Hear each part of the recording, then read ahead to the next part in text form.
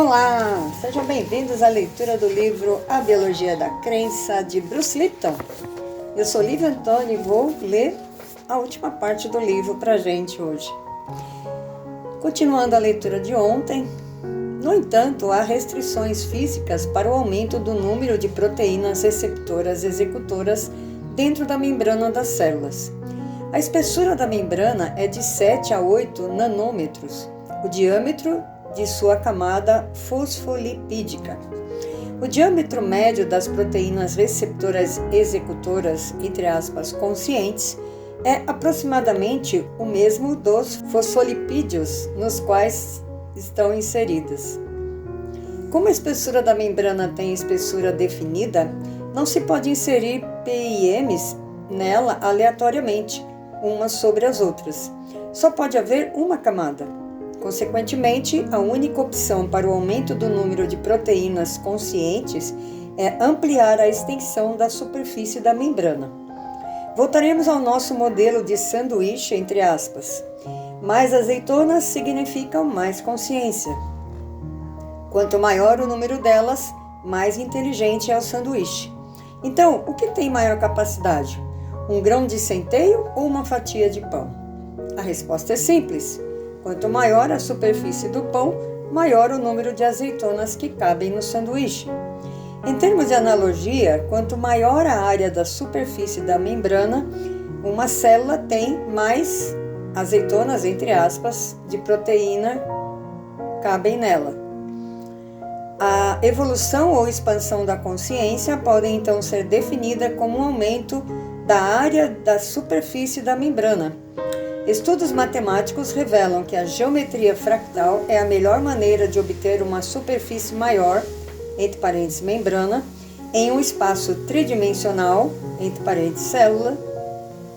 Com isso, a evolução passa a ser uma questão fractal. A repetição de padrões na natureza é uma necessidade e não uma coincidência da evolução fractal. No entanto, a intenção aqui não é nos atermos aos detalhes matemáticos do modelo celular. O importante é mencionar que os padrões fractais de repetição se repetem na natureza e na evolução também. As belas figuras geradas por computador que ilustram os padrões fractais servem para nos lembrar de que, apesar de toda a agitação do mundo moderno e o aparente caos predominante, existe ordem na natureza. Portanto, não há novidade.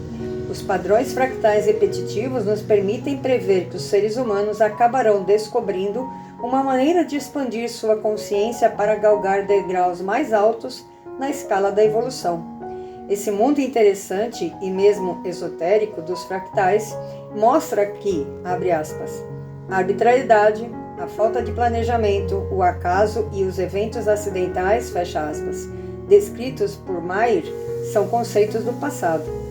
Não servem mais para a humanidade e devem ser substituídos, exatamente como aconteceu com os conceitos de que a Terra era o centro do universo. Quando entendemos que os processos da natureza e da evolução são sempre repetitivos, a vida das células, abre parênteses, que inspirou este livro e que modificou minha existência, fecha parênteses, passará a ser um conceito altamente instrutivo. Há bilhões de anos, os sistemas celulares seguem um planejamento eficaz que lhes permite aumentar sua chance de sobrevivência e também a sobrevivência de outros organismos na biosfera. Imagine uma população de trilhões de indivíduos vivendo sob o mesmo teto em estado de felicidade perpétua. Oh, glória! Sim, essa comunidade existe e se chama corpo humano saudável. Obviamente, as comunidades celulares trabalham melhor que as humanas. Nelas não há mendigos, entre aspas, ou células discriminadas. A menos, é claro, que a comunidade esteja em desarmonia, o que faz com que algumas delas deixem de cooperar com as outras. O câncer é um exemplo disso. Se os humanos seguissem o estilo de vida das comunidades de células saudáveis, nossa sociedade e nosso planeta seriam muito pacíficos. Mas criar comunidades pacíficas é um desafio, porque cada pessoa neste mundo vê a realidade de uma maneira diferente.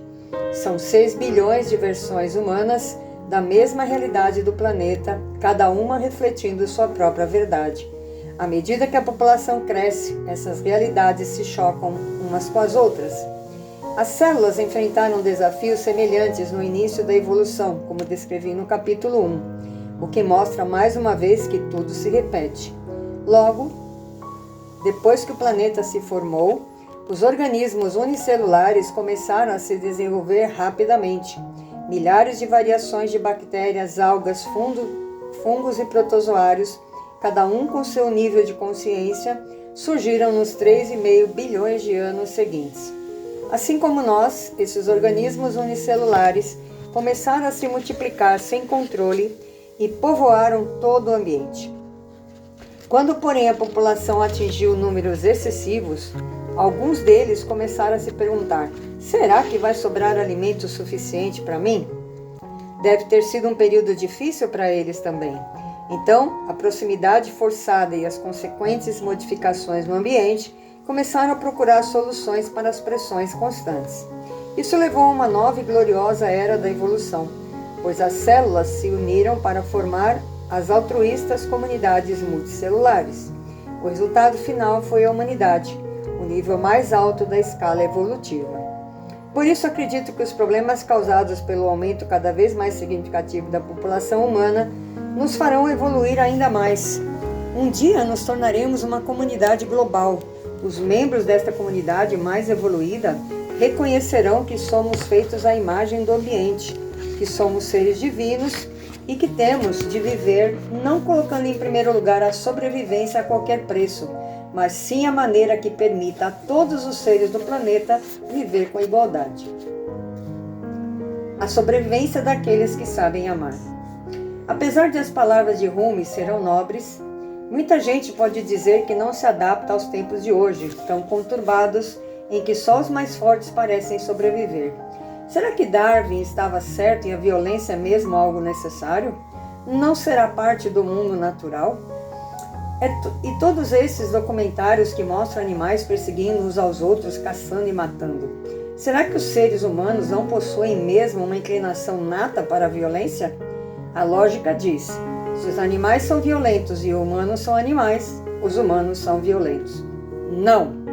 Seres humanos não nascem com esses instintos inatos de competição ou com genes que os tornem violentos. Os chimpanzés, animais geneticamente mais próximos aos seres humanos, são a prova de que a violência não é parte necessária da biologia.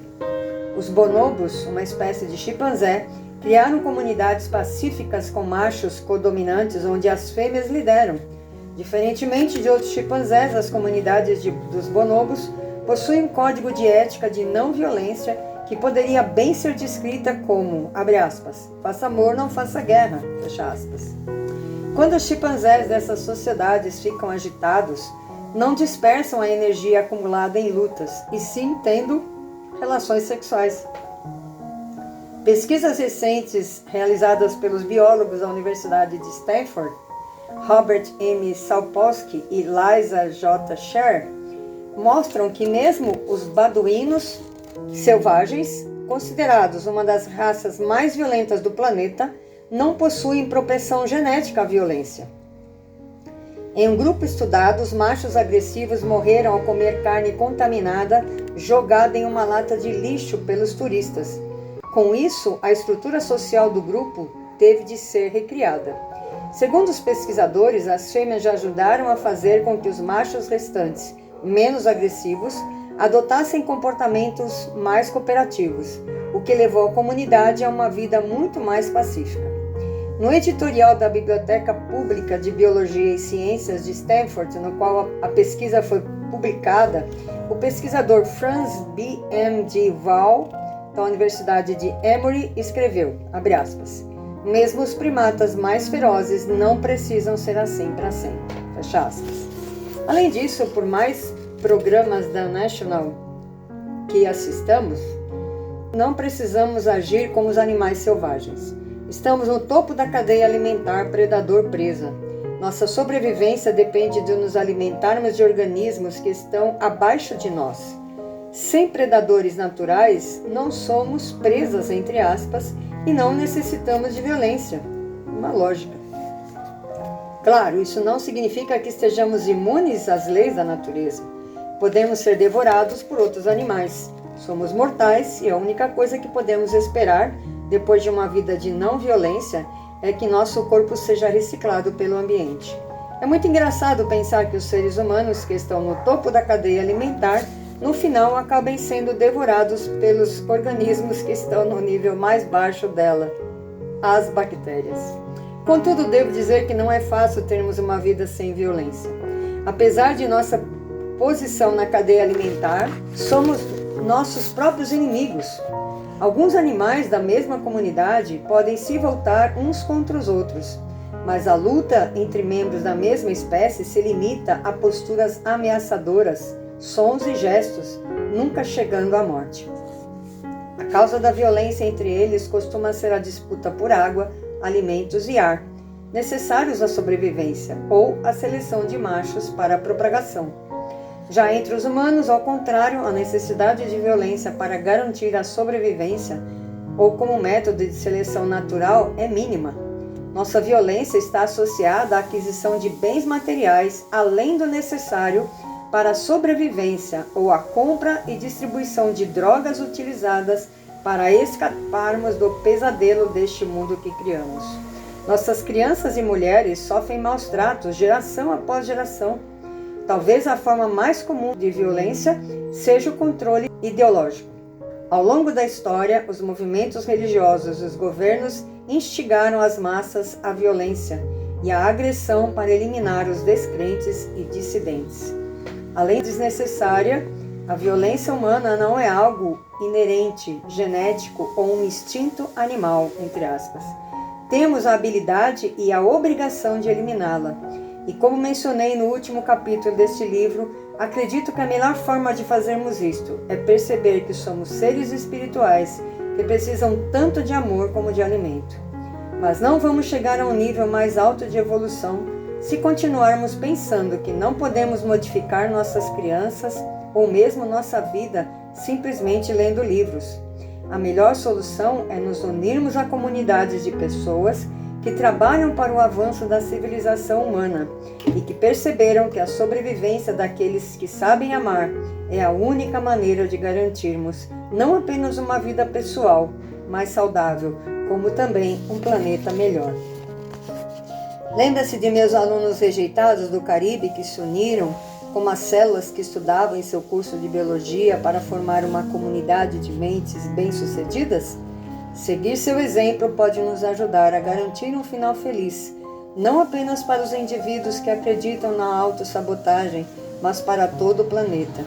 Use a inteligência das células e ajude a elevar a humanidade ainda mais na cadeia evolucionária, até que um dia as pessoas que têm amor no coração sejam as que, além de sobreviver, possam ter uma vida plena de verdadeiro sucesso. The End. Chegamos ao final do livro. Só tem mais uma página que ele chama de adendo e eu vou gravar ainda hoje para terminar. Mas é isso. Um livro que eu acredito que ao final nos leve de volta ao começo de tudo, não é? Que é que nós somos seres espirituais vivendo num corpo humano. E quanto mais a gente conhece a nossa biologia, a nossa formação, não é? A nossa estrutura, mais a gente se aproxima dessa verdade. Eu espero que esse livro tenha contribuído na vida de vocês, como contribuiu na minha. Sou muito grata ao Bruce por ter escrito esse livro e por ele ter chegado até mim, até vocês. Do meu coração para o seu coração, eu desejo que o seu sonho se realize. Até o próximo livro.